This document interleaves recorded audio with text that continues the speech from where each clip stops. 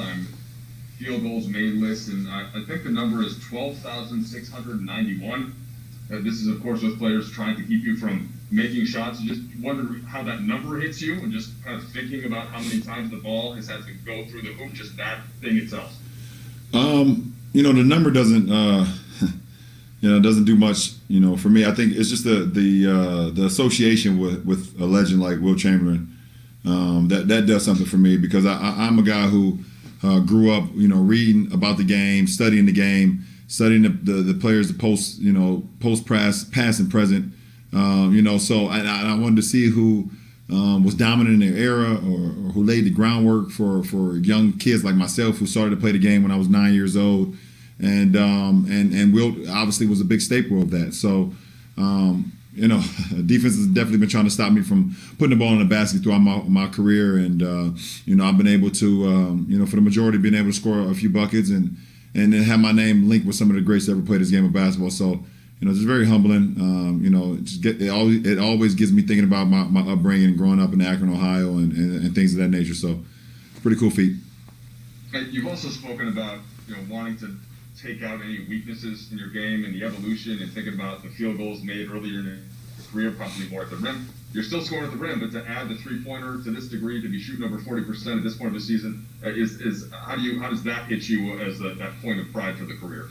I've never put a ceiling on my ability to continue to get better, and I've always had a growth mindset on how I can get better with my game. And I wasn't too fond of the short off season, because I didn't really get an opportunity to kind of dissect a part of my game where I wanted to get better at. But I use the time wisely, and mostly for my body, mostly for my mind, with the short off season, but also come back a better player. And I feel like I'm a better player than I was last year. I feel like I can beat the defense at any facet once I cross half court. I think it's just it makes our team that much better when I can improve, and I feel like I've improved my game. Okay. Well, you said obviously that scoring mark tonight, but your passing seemed to change the game somewhat in the third quarter. When you're doing it against a guy like Jokic, who gets so much credit for that, rightfully so, you've credited his passing in the past. Is there any game within a game? Is there any satisfaction in having impressive passes against a guy who's known for doing the same thing? No, I think my job is to put the ball on time and on target, and not turn the ball over. I'm not going to have some turnovers, but for the majority, put the ball on time, on target to my guys, either for layups, for threes, for dives, for cuts. And that's my job, and I would probably say it's the same for Joker as well. We do take chances that a lot of people in our league don't take, but we have the ability to connect on a lot of those things. So we take those chances, and the best thing about it is we have some really good receivers, and our receivers run their routes, and we just try to put it there where they can catch it and not the defender. So that's what it comes down to.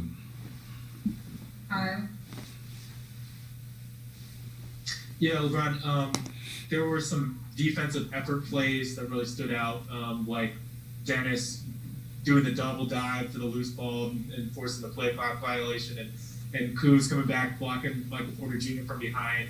I'm wondering, did those plays make a difference in sparking the team, especially as you guys started getting more stops on defense and locking down that third quarter? Absolutely. I mean, you just said it best. I mean, we hang our hats on our defense. We're the number one defensive team in the league, and we want to continue that. That's where we hang our hats. When we're playing well, we defend it. We're flying around. We helping one another. You just said to see Menace dive for a loose ball twice in the same possession. You've seen Kuz come back into the fray and get a charge on Jermichael Green. Also get a block shot on Monty Morris coming back into play. Guys were just flying around. I thought our bigs did a great job on Joker tonight, just trying to keep a body in front of him, make him take some tough shots. And our guards did a hell of a job too on Murray, even though he hit some tough shots, by just trying to keep a body in front of him. And we all just try to do our part. We all try to do our part, work on the string. It's 5 guys on the floor, and we try to work together. And when we do that, we're very, very good. Last 3 here, Dan.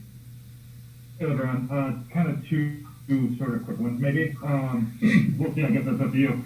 The first question is, there's going to be an All-Star game, and I'm just kind of curious as to your sort of level of interest / excitement about that. And then on a totally different note, you talked about not having a ceiling for yourself, and you said it a few times. What's there still left to do? What's there still, like, where do you want to get better still as you continue to play? Well, I'll answer the second question first. For me, for my game, I don't really put a list together. I kind of break it down after the season, see, okay, where was I less efficient at? Where can I be more efficient at? And I just, like I said, I've said it over and over. I don't try to put a ceiling on my game. How ways I can improve: ball handling, free throw shooting, 3-point shooting, low post posting, front back to the basket, face up, mid range, coast to coast, things of that nature. Just things that will always keep defenses, off balance. How do we try to stop them? And for me, I feel like if I'm the most complete player I can be, then it makes our team even more dynamic. So, that's just my thinking. To their second question, I have zero energy and zero excitement about an All-Star game this year. I don't even understand why we're having an All-Star game, but it's the agreement that the Players Association and the league came about. Short off season for myself and my teammates was 71 days. And then coming to this season, we were told that we were not having an All-Star game, so we had a nice little break, 5 days from the 5th through the 10th, an opportunity for me to kind of recalibrate for the second half of the season, my teammates as well, some of the guys in the league, and then they throw an All-Star game on us like this and just breaks that all the way up. So pretty much a kind of a slap in the face. We're also still dealing with a pandemic. We're still dealing with everything that's been going on. And we're going to bring the whole league into one city that's open. Obviously, the pandemic has absolutely nothing to do with it at this point when it comes to that weekend. Obviously, you guys can see I'm not very happy about it, but it's out of my hands. And, I'll be there if I'm selected. But I'll be there physically, but not mentally. Okay, last two. Bill? LeBron, you guys, sorry, it's so hard to pivot. Your mustache is great, man. I tell you, got the whole Burt Reynolds thing going on, Bill, right now, man. It's not a whole Burt Reynolds thing, but I appreciate it. You guys get, I think, often just kind of cast as being a great team because you have such great top end talent with you and AD. But when you look at those hustle plays and the contributions you've gotten from Alex this year, the way Kuz's game has evolved and Taylon, like, where did you guys find, or how big a part of your identity are those hustle plays and kind of the dirty work that you guys are able to do kind of as a collective unit? Well, I mean, if you really literally sit down and watch a game of ours, you will see that it's more than just talent. I mean, obviously, talent will take you to a point, but only talent can take you so far. But if you really sit down and watch a 48-minute game, the way we play the game, both offensively and defensively, you'll see that it's just more than talent. This league is built on talent. This league has so much talent from top to bottom, but it only can get you so far. So, for us, we want to, play harder than teams. We want to dive or lose balls. We want to take charges. We want to, get our hands on deflections and things of that nature. That's who we are as well. I mean, you've seen that over the last couple of years, and we get the label of being a very talented team, but that's just the surface. It's very easy to look on. A lot of people, talk about our team or talk about other teams in the league, but they only see it from the paper. They don't really actually sit down and watch a full 48-minute game. They watch a lot of highlights and things of that nature, or they get on YouTube and watch highlights and things of that nature. But if you literally sit down, if you're really a basketball savant or a basketball, analyst, and you really sit down and watch our game, you will see that it's more than talent. And yes, we have the talent. We have a lot of talent, but at the end of the day, only get you so far, and we do the dirty things as well. Last question. Hey, LeBron, good talking to you again. I was wondering, Jokic the other day was asked about you and if there are any similarities between you two, and he said, the speed, the athleticism, the quickness, and then he finally stopped joking. He said, "Oh my God, he's the best player in the league." I'm wondering, from a generational passer like yourself and a student of the history of the game, how unique is it to see a center have a chance to lead the league in assists. I don't think anybody's done it since Wilt. Yeah. And also, is there anything about him that impresses you? And has he taken a step since you saw him in the Western Conference Finals? Well, I mean, when you have a talent, you know, it's endless of what you can do. And the guy has an unbelievable talent of seeing the floor and seeing plays happen before they happen.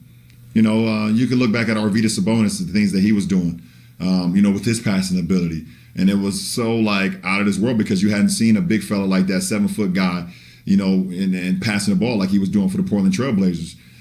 You'd never seen that. But if you go and look at some of his tape from overseas when he's playing on a national team and things of that nature, they had already seen that. And you probably could say the same thing for Joker. If you go look at his national games or, you know, him being back home before he got into the league, probably doing the same thing. So, you know, the pass is just a rewarding thing, man, for you know, not only for yourself, but for your teammates. You know, everyone feels involved. And when you're the best player on the team and guys still feel like just as important as the best player on the team because he's sharing the ball, he wants the ball to be moved from side to side.